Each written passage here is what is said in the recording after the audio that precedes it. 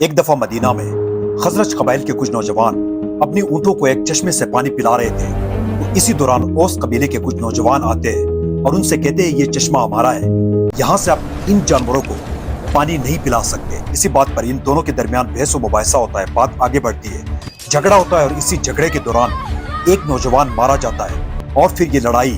دونوں قبائل تک پہنچتی ہے، ہزاروں لوگ مارے جاتے ہیں، کئی نسلیں تباہ ہو جاتی ہیں، معیشت اور امن امان سب کچھ برباد ہو جاتا ہے۔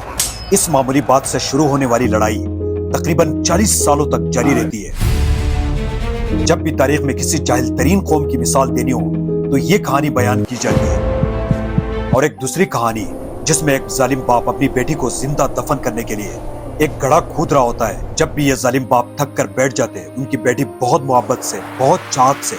انہیں گلے لگاتی اور ان کا پسینہ صاف کرتی۔ جیسے یہ گڑھا تیار ہوتا ہے، یہ ظالم باپ اپنی اسی بیٹی کو زندہ دفن کرنے لگتا ہے۔ بیٹی بہت روتی ہے، بہت چلاتی ہے، منتیں کرتی ہے، لیکن یہ ظالم باپ اس معاشرے کی ظلمت اور اپنی نام نہاد غیرت کی وجہ سے یہ سب کچھ کر گزرتا ہے۔ یہ دونوں کہانیاں تقریباً 1450 سال پہلے کی ہیں، لیکن آج بھی جب بھی کوئی یہ کہانیاں سنتا ہے تو اس کی دماغ میں ایک بات ضرور آتی ہے کہ کتنا جاہل ترین معاشرہ تھا، لیکن کبھی آپ نے سوچا ہے کہ 1400 سالوں بعد موجودہ معاشرہ یعنی ماڈرن معاشرہ اس معاشرے سے کہیں بدتر ہو چکا ہے۔